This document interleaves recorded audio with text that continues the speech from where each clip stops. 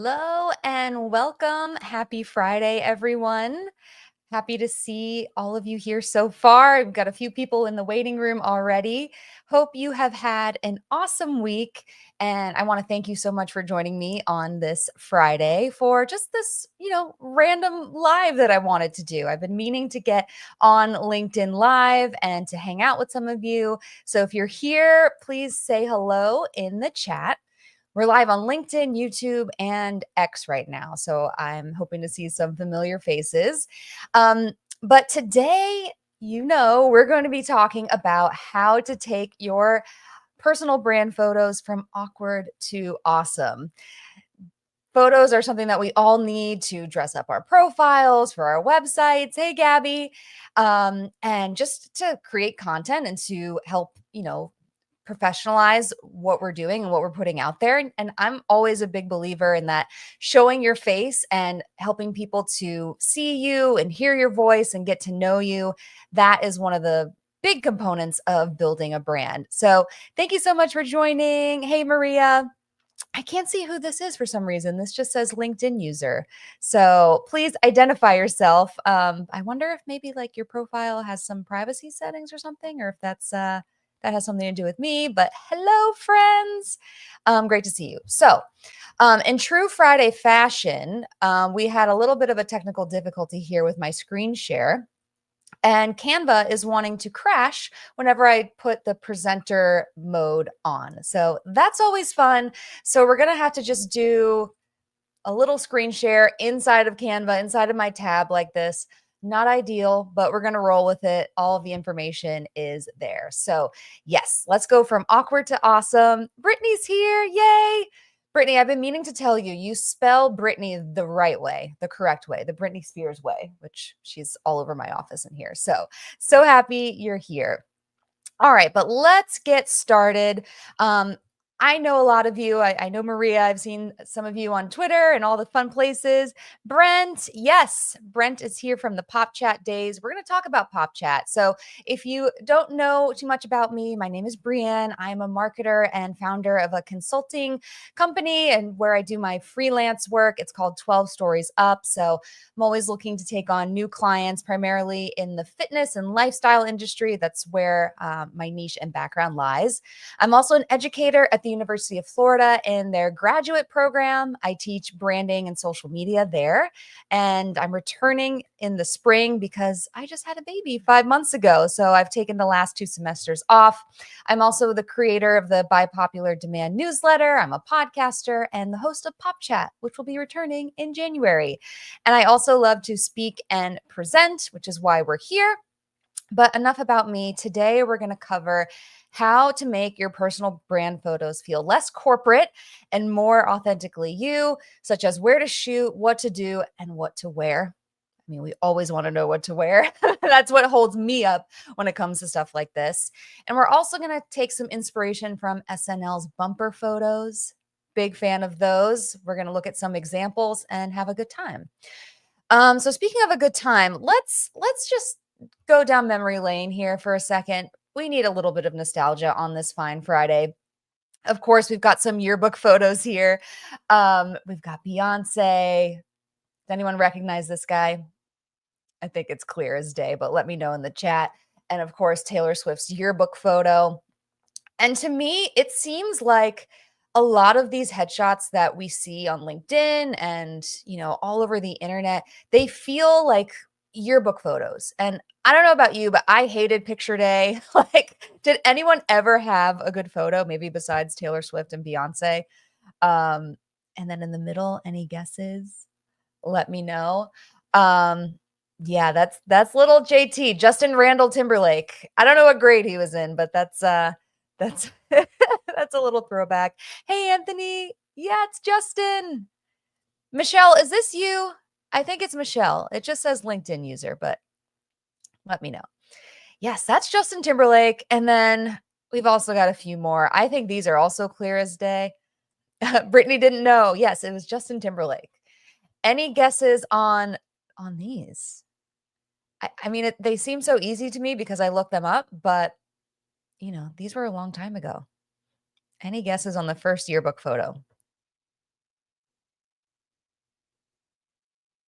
Yeah. That's Eminem. Oh, okay. Hi, Michelle. I'm jealous of his hair. Yes, this was before, bleach blonde Eminem as we know him. Although in recent years, he's just let his real hair grow. No more bleach blonde. You know the other two, Anthony. We've got in the middle, little braces and all. Any guesses? Yeah, Eminem. I think this was high school. It's got to be high. Yeah. Kelly Clarkson. And lastly, yep, Mrs. Keys, Alicia Keys. So again, why should we make our headshots feel like yearbook photos? Because for me, those were the most awkward days ever. Um, and to guide this presentation, I want to go back to one of my favorite quotes, one of my favorite authors. Her name is Sally Hogshead. She says, "You don't learn how to be fascinating. You unlearn boring." And this is really the approach that I try to take, not just with headshots, but with everything I do in marketing. It's a piece of advice that sticks with me through everything. So maybe it's resonating with you if you take anything away from this presentation. Unlearn boring, break through what everyone else is doing and try something different. And that's the only way to, of course, stand out. Because if you look up headshots, I mean, granted, this is a stock photo, but this is kind of what's out there. These simple backgrounds again that look like yearbook photos. They're nice shots, but from a personal branding standpoint, if you're going to put these on your website or use them, on social media and in your content, these aren't saying anything more about these people. I don't know what industry they're working in. I don't know anything about their personality. I know they're nicely dressed, but that's about it. So, in the spirit of unlearning boring, let's look at an example. I'm going to share you a personal example of mine with my headshots. When I was looking for inspiration, I decided to look up blogger headshots. And again, if you're just tuning in, please excuse the Canva. Canva was glitching for me. So we're just doing this little amateurish screen share here. But so blogger headshots, we've got these women at their coffee shops with their notebooks and their laptops and their mugs of coffee. Nothing wrong with that. But if that's what's out there, I thought, okay, how can I unlearn boring and take what's already done and put my own spin on it? So you all have seen my headshots. You've seen my profile picture. I decided to put a twist on the coffee mug, on the laptops, on the coffee shop experience and the notebooks and the pens and all of these pieces and props that I'm using here tell you a little bit more about me and my brand and what I like to talk about. You all know I love pop culture and 90s and 2000s and Friends and Clueless and, had to get this retro laptop. Yes, that is an iBook. It was not cheap on eBay. I wish I could say it was actually mine that I had, but I didn't adopt a Mac until my later years. But that whole era of like this era of technology with like the colored the colored tech, the colored iPhones, the clear Game Boys and the clear the clear cordless phones that we had in our bedrooms and stuff. Good times. So yeah, that is an iBook. It weighs like 10 pounds. Don't recommend. Oh, thank you, Gabby. The fluffy pen is iconic. Yep. I love it. And if you're a Clueless fan or even Legally Blonde, like they're just everywhere. You need those pens. And yes, you had to get the Central Perk mug. So again, all of these props were just a strategic way to tell more about me and communicate something about my brand besides just stripping it down to props and things that don't say anything about me. So thank you, Brent. So if we look at industry examples, for instance, I was like, okay, maybe it's not just bloggers that need to unlearn boring. Let's look at chefs, for instance.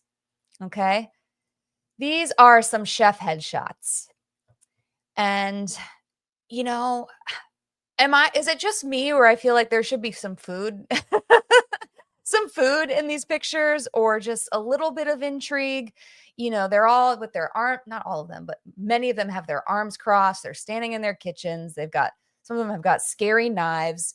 And, that's fine. And if this is what's standard for this industry, go for it. But if you have a chance to incorporate some personality, like why are their chef coats completely white? Like Put some sauce on your shirt and throw some ingredients in the air. I don't know if you guys can see this one. This chef is like throwing like an apple or a tomato or something in the air. Like there's just so much opportunity to have a little bit of fun with it.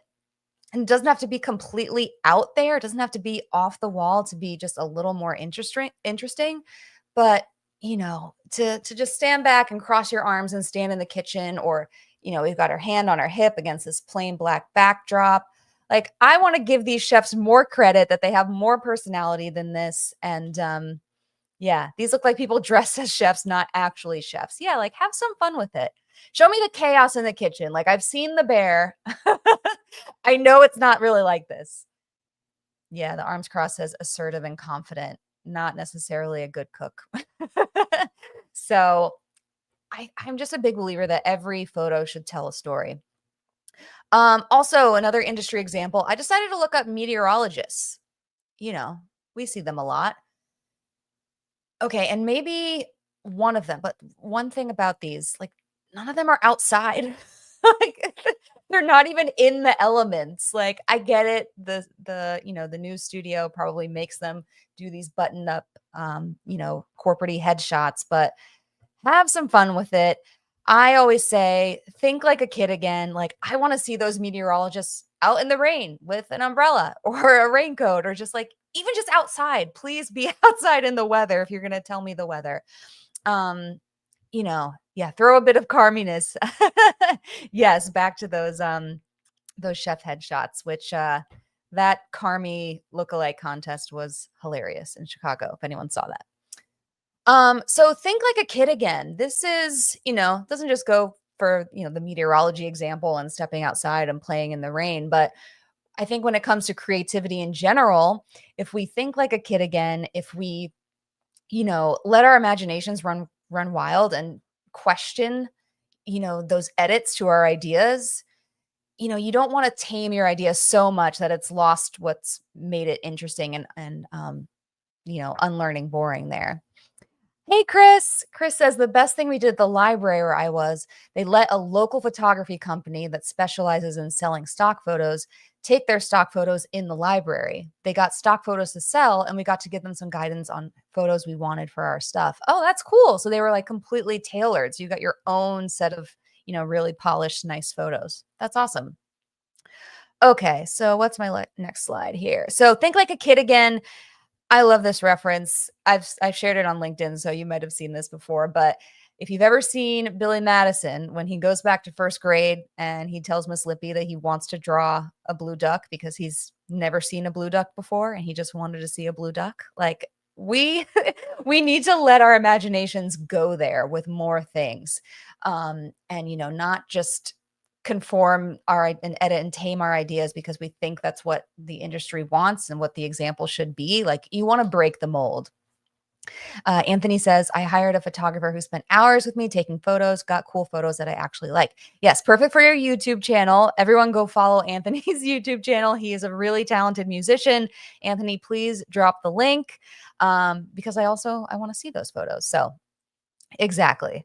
So let's talk about 4 considerations. Go away, Canva. I'm so annoyed that this was glitchy, but 4 considerations for better photos as you're taking your own headshots. So first things first, I just want to level set here and say invest if you can in photography, but using your phone is just fine. Don't let equipment hold you back or a lack of a budget for, a full professional shoot. In one of my classes at UF, it's all about personal branding. And many of my students just use their phone and a tripod or even prop their phone up on things. But I've seen them use like a shower curtain as a backdrop or like, ways to get inventive and have fun with it. So sometimes it works out even better that way, to just approach it and kind of get a little scrappy with things. So we're going to go over 4 considerations for better photos: place, pose, props, and wardrobe. And if anyone can think of a word that means like a synonym for wardrobe that starts with P, it was going to be so perfect, the 4 Ps, but even ChatGPT was stumped. So we're going with the 3 Ps and a W, right? Very, short and sweet. So let's start with place. Picking a place for your shoot is one of the easiest ways to instantly add personality and flares, just to have a backdrop. So you can do so much better than a white backdrop or a gradient backdrop like our yearbook days. Go outside, find a cool mural, or look for a venue that makes sense for your niche. I hadn't really shared a lot of these, but I took some personal brand photos in an arcade, which is, very 90s. I love this example here. All of these stock photos that I'm using for examples, I believe, are from Pexels. So I just love this example. Go to a record store if your niche is music or you like to write about music. Whoa, microphone. Hold on, a little rusty here. So find a cool mural or an interesting venue that instantly, no matter what you look like, no matter what you do next, just the environment is going to add some personality and again, tell something more about you and what it is that you do. So find a cool place. If you have any ideas or suggestions for places that may already be, popping up in your mind, drop them in the chat. I'd love to hear them. So find a cool place. Next is think about your poses. We don't have to do the hand on the hip or the arms crossed or, just those things that are kind of overdone. Put on your favorite playlist and let loose a little. Test different expressions and do a variety of candid versus pose shots. And I'm always, partial to this. I love photos that have a smile, at least have some in there, unless maybe your niche and your personality, doesn't call for that, doesn't feel comfortable to you. But there's so much research that smiling in your photos just makes you seem more approachable. So it's good to have at least one of those, maybe as your profile picture that you use most often, or maybe you get a little more artsy and experiment with different expressions and poses on your website and in other places. But, have fun with it. Don't just default to those standard easy poses. Yes, Chris is right. Libraries have lots of cool options for backdrops. Yeah, we're going to talk about books as props, Chris. So thank you for bringing that up. That is so true. So thank you for the segue. Actually, my next slide is props. So props, this is probably my favorite one because I just feel like, we're surrounded by props. We're surrounded by things in our workspace that tell a story about us. So props are small elements that make a huge difference. They help tell your story immediately. So let me know actually what's at your desk right now or in your workspace that says something about you and your niche or what you love. It shows some personality. I'm putting myself on the spot here. I've got, my Backstreet Boy Funkos behind me. Maybe they need to make an appearance in my next my next shoot. Um, my Britney Spears doll, iconic. But just surround yourself with the things that you love and things that say more about who you are and what you like to talk about. So if you have anything at your desk right now, let me know in the comments. I am very curious. Or if you're at your cubicle. Crystal ball. Oh, Michelle, that's so fun. Your Aerosmith mouse pad. Yes, that is very on brand. Yeah, that should make an appearance. If you're ever taking, it might not be for a headshot, but maybe you want kind of like a stylized photo of just your desk, like kind of looking down from overhead and have your hand on your mouse pad. Chris has a Rubik's Cube, of course. Can you solve one? I assume so. I certainly can't. Danny, you'll love this. I have a Power Rangers morpher. See, I want to see that. I can't even imagine what that looks like in my head. I wasn't like super into the Power Rangers. They were kind of on in the background when my brother was watching them. But what is that? Is it like their sword things? Either way, I want to see it. Have fun with it, even if it's just in the background. If you're shooting in your office or, wherever you decide you want to take those photos, but have fun with it. Yes. Awesome. Oh, 60 seconds you could do the Rubik's Cube? Okay. I would even put that on your website. You can you can talk about all your marketing skills, your background, all these things, and you can solve a Rubik's Cube in 60 seconds and then add that video.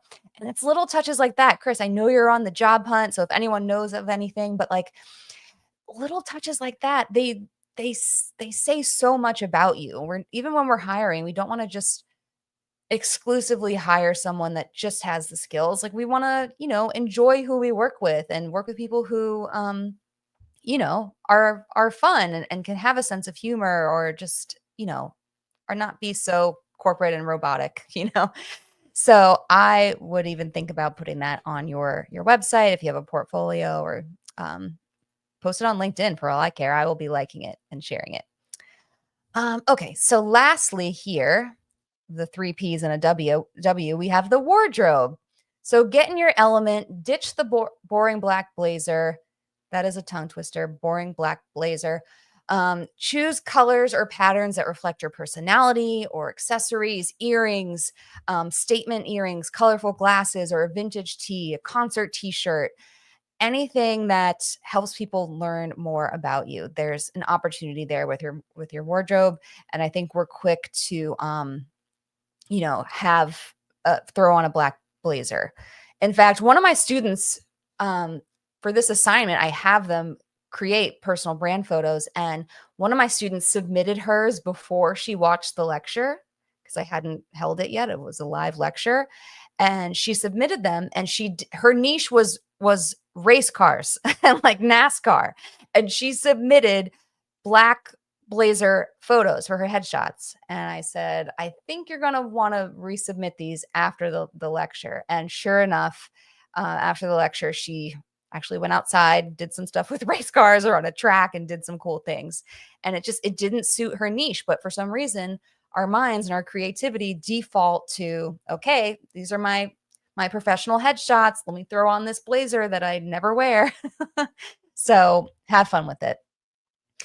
Okay, next I have some bonus tips. If you can show yourself in action, no matter what your niche is, something that shows us in action doing your work or doing your craft, that is going to be really meaningful from a communication standpoint. So here, we have, a designer, a fashion designer, and she's, showing her at work. She's not just all talk. She knows her way around a sewing machine, and she's here to show you that.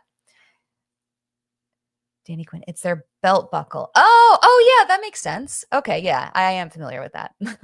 Thank you for clearing that up with my Power Rangers, blind spot there. Okay, let's look at more examples, and I'll preface by saying these are stock photos, but then I have a few that are real examples. So if you look on Pexels, here are some fun examples again from an artist. She's showing getting her hands dirty, working in their art. They've got paint all over them. They're wearing their smocks. They're adding some personality here. And again, I love these as examples of expressions, the way she's cheesing here. You have a nice variety. And again, even the background here, just showing her sketches. Like, imagine if this person was just against, a gradient background, it wouldn't tell a story. So we need more dogs. That's my next tip, just more dogs in general. So if you have one, put them in your photo shoot, please. I promise people will love it. So if your dog is around, if your dog's in your office, have them make a little cameo. So these are just, again, like I said, some examples I found online. But this is a real example from Roaming Magnolias Photography. I am obsessed with this. Talk about unlearning boring and not being afraid to step outside the box. The owner of Roaming Magnolias Photography, this is actually her mom. Her mom asked her to help her with some headshots for her Etsy store where she crochets. And, this is just hysterical. It shows personality. It communicates her niche and what she's good at. She doesn't take herself too seriously. And it makes me want to buy from her. Like, this is so fun. I want to support someone like this. So again, I'm going to keep saying it. Just have fun with it. And Danny and Tony, if you're listening, I love that you did this shoot around New York. This was shot by my friend Danny Resto. This is my friend Tony. If you know Tony, he loves to visit different Major League Baseball stadiums. He loves Converse. He loves music. All of these things just really tell a story about Tony. So let's look at a little more inspiration from, if you've got a dog, flaunt it. Exactly. We want to see the dog. Okay. please. So let's take a little more inspiration from Mary Ellen Matthews. She is the photographer behind Saturday Night Live's bumper photos, which I didn't even realize they had a name, but yes, they're bumper photos. Those are those photos that pop up kind of between the commercial and when the show pops back on. Tony is the greatest. Tony is the best. And I am just always in awe of her creativity and how she takes the subjects that she photographs and makes every photo uniquely them. So starting with Ariana Grande, what's one thing that's come on, Canva. Again, if you're just tuning in, Canva was glitching. Go away. Um, Ariana Grande, it's her trademark high ponytail. So I love the simplicity of this. It's just using one little prop, a pair of scissors, taking something that Mary Ellen knows is iconic to Ariana and her brand, and poking fun at it and having fun with it. So the idea of her cutting her iconic ponytail is interesting. Thankfully, she didn't do it. But it's just an interesting storyline and a great use of a prop. Speaking of props, we have Idris Elba. So if you do have to be, corporate looking or, dressed up for your industry, you can still add some personality. I love how he's all glammed up from the feet up, and then he has these little bunny slippers. It doesn't have to be complicated. Like one little prop can say so much about you. Then we have Kim Kardashian, always getting glam, always fierce, always, looking sharp, needs no introduction. Drake, what is one thing everyone knows about Drake? It's pretty obvious. Drake is Canadian. So this simple Canada flag draped over him. Yep, it's a lot of fun. Okay. And again, it doesn't have to be complicated. One thing I like about this Chris Hemsworth headshot is that even though he's, dressed in a suit here, suit and tie, he's adding some movement and some personality by, throwing that tie up in the air. You need a really fast shutter speed for this. So attempt at your own risk. But it adds a little bit of intrigue in such a simple way. Same thing with Margot Robbie here and her fringe. We love Margot Robbie around here, adding some movement. Drake's also kind of plays on the Drake meme. Oh, yes, absolutely. Good eye. Yeah, totally, totally. More simplicity, but so cool. Emily Blunt just blowing a bubble, makes it a little more, eye-catching. And then I didn't know who this was, so forgive me for my, again, another pop culture blind spot, but this was my favorite one that I found. Does anyone know who David Harbour is? He's apparently an actor, not really in any movies that I've seen, sadly, but I think he's in a lot of popular movies depending on the genre. But I thought this was so cool. He's clearly a New Yorker. Maybe I can zoom in on this since Canva is being so annoying. But David Harbour has this perfectly New York headshot. Thankfully, that's a fake rat. He's from Stranger Things. Okay, good to know. Have not seen Stranger Things, I admit. But he's got the New York pizza. He's got the rat. He's got the little Metro card. Is that what it's called? Yeah. The, subway card, the cop from Stranger Things. Okay, good to know. What is this in his hand? Any New Yorkers here? I wasn't sure. I thought it might have been like, I don't really know. I thought it was soup at first, like a cup of soup. I don't know. Lily Allen's hubby. Oh, okay. But yeah, hats off because I thought these were like one of the best headshots that I've seen. Ooh, awesome, Anthony. Please drop the link here so we can check it out. And you are so welcome. Glad you felt inspired. And then, if you dare, you could even do like some seasonal headshots. I thought this was cool. Austin Butler, his episode I saw aired in December of 2022. And, they just draped him in some Christmas lights. So maybe for social media, you want to take, some festive photos. It is not a PBR can. Let me zoom in here. it looks like a Greek something. So any guesses, let me know. It's probably something perfectly New York. He's got a Hudson River. He's got like a map, like the subway map. So perfect, so fun. And is his character funny on Stranger Things, or he's just you know, oh, it is a soup cup. Yay. Okay. That's what I thought. All right. So lastly, we have another piece. So place, pose, props. There's also post-production. So you can have fun with a little um, fancy editing and some tricks, like here with Ryan Gosling. You know, they've got all kinds of props and things and hands around him that they edited back in. Or with Issa Rae, she did so many great photos that they said, "All right, let's just throw them all together." So there's so much you can do in post production. In fact, I thought I included it, but there's one of Ryan Gosling where he's hugging the Empire State Building, which is so cool. It's something that, is really eye-catching. That's not something you see every day. But, with editing and Photoshop, you can make anything happen. You can make him hug a grizzly bear and it looks believable. So, um, as you're taking these photos, once you get the edits back or the raw photos back, ask yourself, okay, how can I take these a step further and edit them in a way that takes these to the next level?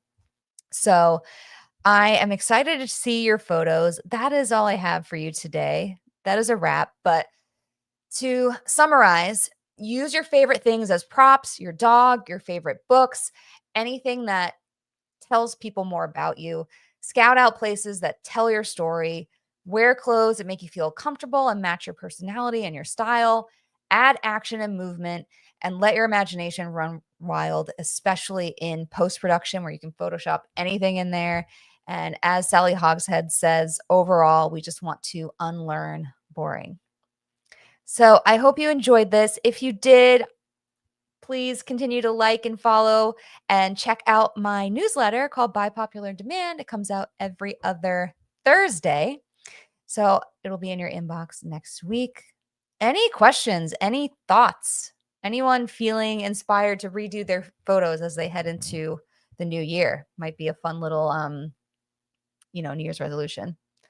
Oh, thank you, Danny. Yeah, stay tuned. My next newsletter issue is going to have the date of when Pop Chat returns. Pop Chat returns.